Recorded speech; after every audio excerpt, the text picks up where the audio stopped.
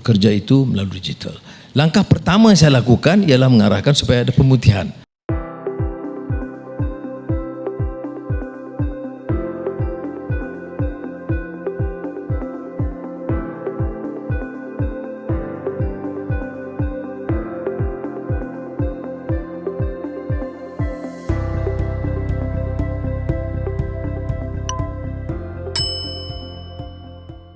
Assalamualaikum warahmatullahi wabarakatuh. Bertemu lagi bersama saya Mugi di channel. Selamat siang, selamat beraktivitas kepada sahabat-sahabat Mugi di channel. Oke, di siang ini kita akan melihat bersama-sama karena kemarin di tanggal 8 dan 9 Perdana Menteri Malaysia Datuk Seri Anwar Ibrahim telah melakukan kunjungan secara resmi ke Indonesia. Nah, di sela-sela kunjungan itu ada satu forum yang di situ ada beberapa isu yang telah dibangkitkan. Nah, di sini kita fokus untuk yang berkaitan di PKI karena untuk durasi di video forum tersebut sangatlah panjang. Oke, kita bisa nonton bersama dan nanti di belakang kita coba untuk menyimpulkan apa yang beliau sampaikan. Jadi kita masuk dan kita tonton. Nah, yang kedua, Datuk, ini selalu hubungan antara Indonesia Malaysia.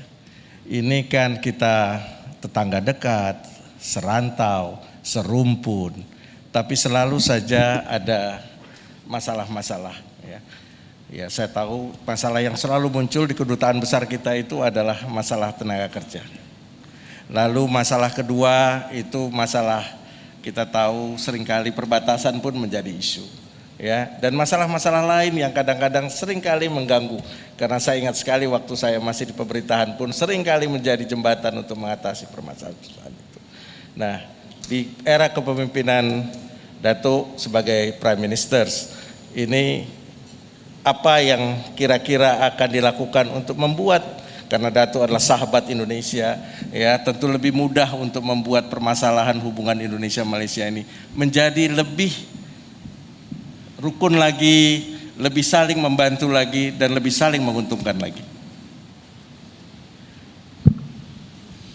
Soal TKI ini pendirian saya agak konsisten dah lama, dan saya pasti ia boleh diselesaikan. Pertama, sistem pemilihan itu harus diperbaiki. Ya. Kita tidak boleh izinkan sistem dengan ejen-ejen yang memunggah kekayaan terlalu tinggi dan mendera rakyat. Ya. Kos terlalu tinggi. Dan perubahan sistem itu harus dirubah di Malaysia dan juga di Indonesia dan di Bangladesh. Ya. Ini seolah-olah modern slavery. Carilah perniagaan lain nak untung, tapi janganlah berniaga manusia. Jadi sebab itu solution ini dikemukakan dalam perbincangan kita tahun-tahun lalu sekalipun, ya, yang diulang oleh Presiden Jokowi ialah digitalization. Apa yang rumitnya? Apa yang perlu bayar kepada companies, agents terlalu tinggi, ya. Kerana bila diambil terlalu tinggi, itu dibayar oleh pekerja, ya. Dan gaji pekerja itu, upah pekerja itu sudah rendah. Jadi hal ini saya bagi jaminan kepada Presiden. Saya bilang Presiden harus berkunjung ke Malaysia secepat mungkin, dan saya akan pastikan Presiden tetap saja tarikh bulan Jun atau Juni, maka saya akan pastikan ini dapat diselesaikan sebelum Presiden tiba di Kelantan. Dan ada kasus-kasus penderaan pekerja. Saya orang yang mengalami, ada pengalaman didera dalam lokap penjara. Itu tahu apa arti penderaan.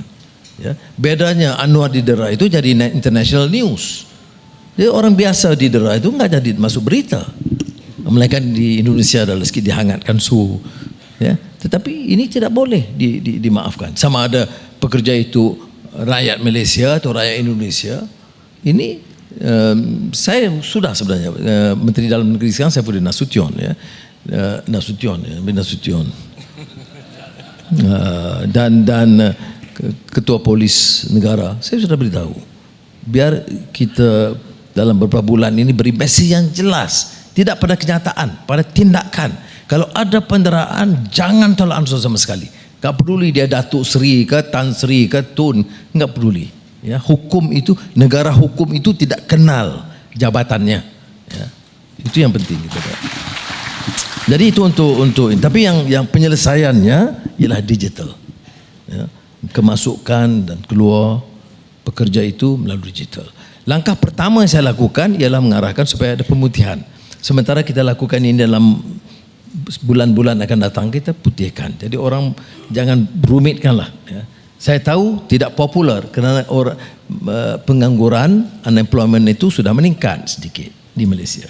Jadi bila kita ambil pekerja asing dengan mudah, itu tidak popular dari segi politik. Tetapi mereka sudah bekerja. Tidak adil, tidak fair. Kalau saya panjangkan sedikit. Tahu tak, masa kita 70-an, 80-an, dan saya jadi Menteri Pendidikan, saya masih ingat. Kita pada ketika itu kan anjak daripada aliran Inggris ke aliran bahasa kebangsaan, bahasa Melayu. Dan doktornya, pensyarahnya, dosennya, semua tidak cukup. Ya, terutama di aliran sains. Jadi kita merayu. Dan saya ingat lagi beberapa kali ketemu Presiden Soeharto untuk memberi keizinan khas hantar puluh ribu doktor, guru, sains, dosen ke Malaysia. Jadi ada periode dalam sejarah negara kita di mana kita mohon bantuan dan pertolongan dari Indonesia. Jadi sekarang ini tidak dosen tapi yang datang pekerja, mahir dan sebagainya. Janganlah layani mereka dengan cara begitu jelek sekali. Jadi kadang-kadang pengajaran ini perlu. Jadi rakyat Malaysia juga harus tahu. Ya. Memang ada yang melanggar tata cara dan hukum itu benar ya, undang-undang. Dan kalau kasus jenayah jangan kita maafkan. Jadi saya nak terangkan juga.